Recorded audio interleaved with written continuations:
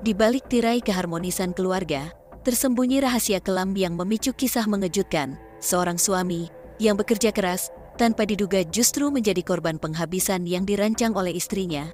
Kejadian ini melibatkan seorang eksekutor bayaran.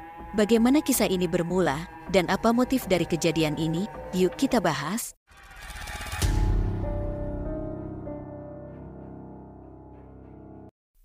Kisah ini dimulai dari pasangan suami istri yaitu Arif Triono, 32 tahun, dan istrinya, Ozia Ranita Nandatiar, 32 tahun. Pasangan ini menikah sejak tahun 2014 dan telah dikaruniai seorang anak laki-laki yang masih di bawah umur. Mereka tinggal di perumahan Gria Budiman Asri Desa Cibalongsari, Kecamatan Kelari, Kabupaten Karawang, Jawa Barat. Untuk mencukupi kebutuhan keluarganya, Arif bekerja sebagai karyawan di pabrik Toyota di daerah Karawang. Sementara itu, istrinya bekerja sebagai karyawan di Gria Rara Salon Pernikahan.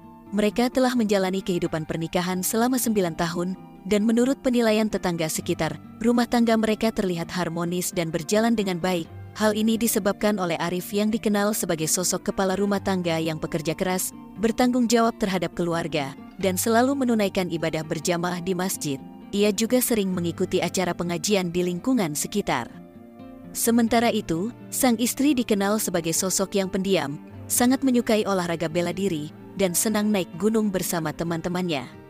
Namun, belakangan ini, kondisi Arif terlihat tidak baik karena ia sedang mengalami sakit gagal ginjal. Hal ini membuatnya harus menjalani cuci darah rutin 2 kali seminggu di Rumah Sakit Liramika, daerah Karawang. Meskipun dalam kondisi sakit, Arif tetap semangat dalam bekerja demi memenuhi kebutuhan sehari-hari keluarganya. Hari demi hari, mereka terus menjalani kehidupan bersama di tengah cobaan yang dihadapi. Pada suatu hari Selasa, tanggal 9 Januari tahun 2024, sekitar pukul 0.17, 2 warga Sasak Misran yang sedang melakukan ronda malam dikejutkan oleh penemuan tubuh seorang pria yang bersimbah noda merah dengan luka di beberapa bagian tubuhnya. Kejadian ini terjadi di pinggiran Jalan Sasak Misran, Kecamatan Karawang. 2 warga tersebut sebelumnya melihat 2 orang yang sedang mendorong motor Yamaha Vision menggunakan sepeda motor Honda Beat dengan pakaian tertutup di dekat lokasi tersebut. Warga yang menemukan korban segera melaporkan kejadian ini kepada pihak kepolisian. Setelah polisi tiba di lokasi, korban pria masih mengenakan helm dan jaket. Polisi langsung melakukan evakuasi terhadap tubuh korban menuju rumah sakit terdekat. Berdasarkan keterangan saksi dan barang bukti yang ditemukan, polisi menyimpulkan bahwa pria tersebut kemungkinan besar adalah korban begal. Pihak kepolisian melakukan identifikasi untuk mengetahui identitas korban. Hasilnya, pria yang ditemukan tersebut bernama Arif Triono. Polisi kemudian menghubungi pihak keluarga untuk mendapatkan keterangan lebih lanjut. Saat itu, polisi juga meminta izin untuk melakukan otopsi tubuh Arif guna mempermudah penyelidikan. Namun, sang istri, Ozia Ranita Nandatiar, menolak tawaran tersebut. Bahkan, Ozi sampai menangis dan memohon kepada polisi agar tidak melakukan autopsi pada suaminya karena tidak ingin suaminya merasakan sakit lagi. Meskipun pihak kepolisian mencoba membujuk, Ozi tetap menolak dengan alasan bahwa suaminya pasti sudah merasakan kesakitan. Ozi mengungkapkan bahwa polisi tidak dapat merasakan apa yang dia rasakan setelah kejadian. Alasan tersebut membuat pihak kepolisian merasa aneh dan heran. Meskipun mendapat penolakan terhadap autopsi, polisi tetap melanjutkan penyelidikan kasus ini. Mereka menelusuri dan menemukan 27 rekaman CCTV sepanjang jalan, memeriksa 17 orang saksi, dan memeriksa ponsel milik korban Arif. Dari hasil pemeriksaan ponsel, ditemukan beberapa percakapan dengan istri Arif, Ozia Ranita Nandatiar, di mana Ozi sempat mengancam akan menghabisi suaminya terkait masalah harta warisan. Temuan pesan tersebut membuat polisi curiga bahwa kasus ini bukanlah begal, melainkan penghabisan yang direncanakan. Pihak kepolisian berencana melakukan pendalaman pemeriksaan digital forensik kurang dari 1 minggu setelah kejadian. Tepatnya tanggal 15 Januari tahun 2024, polisi berhasil mengamankan Ozi dan Pandu, yang merupakan adiknya Ozi, yang berusia 19 tahun. Keduanya ditangkap di rumah mereka dan langsung dibawa ke Polres Karawang untuk dimintai keterangan lebih lanjut.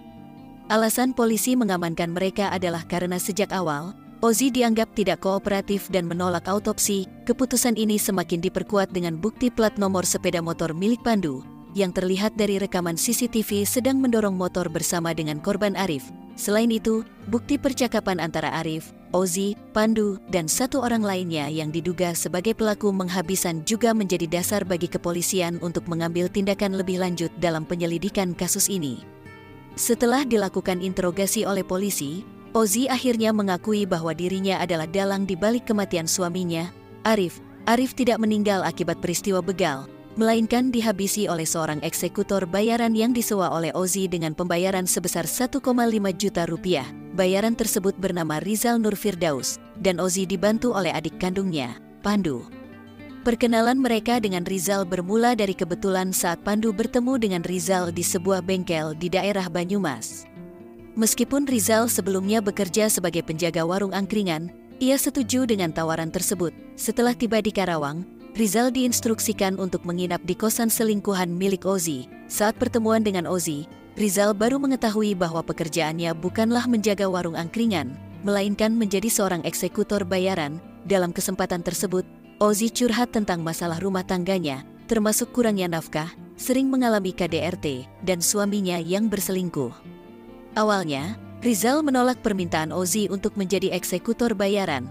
Namun, karena tergantung pada miras dan obat-obatan terlarang yang selalu disuplai oleh Ozi, akhirnya Rizal menerima tawaran tersebut dengan imbalan uang sebesar 1,5 juta rupiah dan motor milik korban. Setelah mendapatkan informasi tersebut, polisi segera melacak keberadaan eksekutor. Dalam waktu singkat, mereka berhasil mengamankan Rizal di tempat persembunyiannya di daerah Banyumas, Jawa Tengah. Saat proses penangkapan, Rizal berusaha melarikan diri, sehingga polisi terpaksa memberikan hadiah tembakan panas pada kakinya. Setelah tertangkap, pelaku Rizal mengakui bahwa selalu dihantui rasa bersalah dan sempat berniat untuk menyerahkan diri kepada pihak kepolisian. Namun, niat tersebut urung dilakukan karena ia merasa malu jika perbuatannya terungkap, dan hal itu akan menimbulkan rasa malu kepada keluarganya. Polisi berhasil mengamankan sejumlah barang bukti, termasuk helm, ponsel, sandal, pakaian, dan sepeda motor milik korban. Namun, senjata tajam yang digunakan oleh pelaku pada saat kejadian telah dibuang ke Sungai Serayu. Dalam interogasi, Ozi mengaku bahwa mereka telah memiliki perjanjian pranikah yang berisi pembagian harta jika mereka berpisah. Namun, jika mereka bercerai, harta tersebut tidak bisa dibagi dua dan sepenuhnya menjadi milik korban Arif. Namun, jika Arif meninggal dunia, harta tersebut bisa menjadi warisan untuk Ozi. Perjanjian tersebut mendorong Ozi untuk menghalalkan segala cara agar bisa menguasai harta tersebut dan hidup bersama dengan selingkuhannya. Ozi menjelaskan bahwa aksi penghabisan berencana ini sudah direncanakan sejak tanggal 29 Desember tahun 2023 di sebuah kamar kos. Awalnya, mereka berencana meracuni makanan suaminya, namun hal tersebut dianggap terlalu berisiko tinggi terdeteksi, terutama setelah kedatangan Rizal. Oleh karena itu, rencana berubah menjadi seolah-olah Arif telah dibegal oleh orang tidak dikenal untuk melancarkan aksi kejahatannya. Mereka telah melakukan 4 kali pertemuan di dalam kosan untuk membahas skenario penghabisan agar lebih matang. Selingkuhan Ozi menyarankan agar rencana penghabisan dibatalkan karena melibatkan hukum. Namun Ozi tidak peduli dan terus merencanakan penghabisan tersebut. Pada tanggal 9 Januari tahun 2024, Pandu berpura-pura meminta tolong kepada Arif untuk menjemputnya di Jalan Sasak Muara karena sepeda motornya mogok. Tanpa berpikir panjang, Arif langsung bergegas menuju lokasi tersebut dari rumahnya dan pergi sendirian. Setibanya di lokasi, Arif bertemu dengan Pandu dan Rizal. Arif langsung mendorong sepeda motor milik Pandu menuju bengkel, membonceng Rizal. Namun, pertengahan jalan, tiba-tiba Pandu menepikan motornya, dan secara diam-diam, Rizal mengeluarkan sak jam dari balik jaketnya. Mereka menyerang Arif. Meskipun Arif mencoba melindungi diri menggunakan tangan, Pandu juga ikut melayangkan sajam yang dia bawa di motornya, lantas menyebabkan Arif kehilangan nyawa dan bersimbah noda merah. Rizal dan Pandu langsung melarikan diri dengan membawa motor milik Arif, sementara tubuh Arif dibiarkan di lokasi kejadian agar terlihat seolah-olah menjadi korban begal. Kasus ini berhasil diungkap oleh pihak kepolisian setelah kejadian tersebut. Ayah korban, yang bernama Mono, meminta agar pelaku dihukum mati. Dia juga membantah alasan dari istri korban yang mengatakan bahwa Arif tidak pernah memberikan nafkah, meyakini bahwa Arif adalah sosok pekerja keras yang sangat peduli dengan keluarganya. Rizal dan Pandu dijerat dengan pasal berlapis, salah satunya pasal 340 KUHP tentang penghabisan berencana dengan ancaman hukuman pidana mati.